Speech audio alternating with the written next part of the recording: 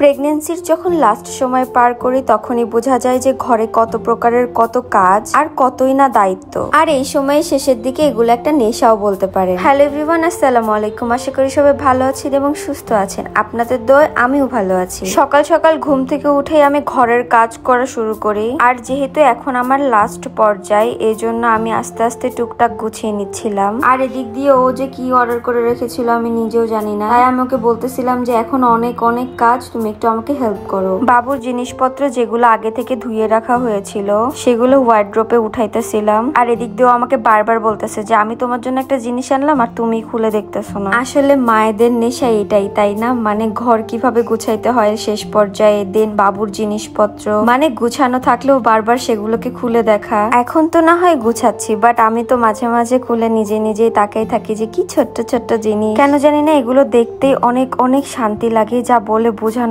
মতো না। আসলে শেষ পর্যায়ে একটা মাই বলতে পারবে যে একটা দিন তার কাছে পার করতে কতটা কষ্ট হয়। এখন আমি জানতে পারি যে সে গৃহকন্যা ফেসবুক পেজ থেকে বাবুর জন্য কাঁথা আর আমাদের জন্য একটা কাঁথা অর্ডার করেছিল। দেখুন এখানে পার্সেল আনপ্যাকিং নিয়েও আমাদের মধ্যে কতটা রাগ। আসলে এটা রাগ না, খুনসুটি বলতে পারে। আমি বলবো একটা মায়ের শেষ পর্যায়ে ধৈর্য ধরা খুবই খুবই ইম্পর্টেন্ট। দেখুন আমি কাঁথাগুলো আনপ্যাকিং না করতে আমার মুখে কত প্রকারের হাসি, কজ এত সুন্দর লাগতেছিল। এগুলো আসলে হাতে সেলাই নকশি কাঁথা। এটা হচ্ছে গৃহকন্যা ফেসবুক পেজ থেকে ও এগুলো নিয়েছে। এই হলুদ কালার কাঁথার উপরে কিন্তু গোলাপি কালারের এই কাজটা অনেক বেশি সুন্দর ফুটে উঠেছে। আসলে নিউবর্ন বেবিদের জন্য কিন্তু কাঁথাই হচ্ছে মেইন, কজ ফার্স্ট তো প্যাম্পাসও পরানো যায় না, কারণ অনেক বেশি র্যাশ হয়ে উঠে। এই জন্য বাবুর আব্বু আগে থেকেই কিন্তু তার জন্য কাঁথা দেন যা যা দরকার ও নিজে নিজেই অর্ডার করে, আমাকে না বলে। আর প্রত্যেকটা কাঁথাই কিন্তু এত বেশি সফট ছিল যে আমি বলবো অবশ্যই তোমরা গৃহকন্যা ফেসবুক পেজ থেকে অর্ডার করবা। ক্যাপশনে কিন্তু ফেসবুক পেজ আমি মেনশন করে দিয়ে রাখবো, আরো কথা আছে, তো তোমরা দেখতে থাকো। আর জুলাই মাসের লাস্টের দিকে যাদের হচ্ছে ডেলিভারি ডেট, তারা কি কি প্রিপারেশন নিয়েছো অবশ্যই কমেন্ট করে জানাবা। আমি আসলে কোনো প্রকারের প্রিপারেশন নেওয়া হয় নাই, জাস্ট হচ্ছে কিছু কেনাকাটা করা হয়েছে।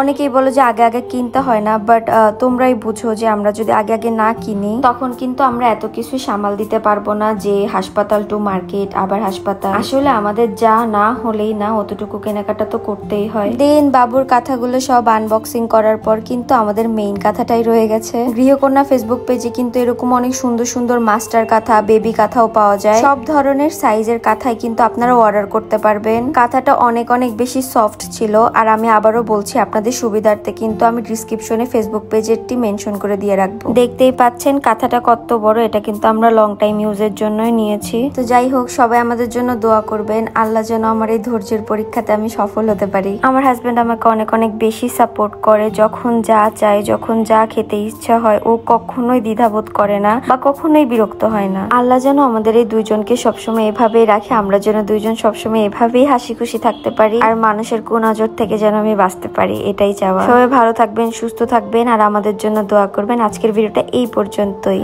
আল্লাহ হাফেজ, tata and take care. Like comment share করতে ভুলবেন না।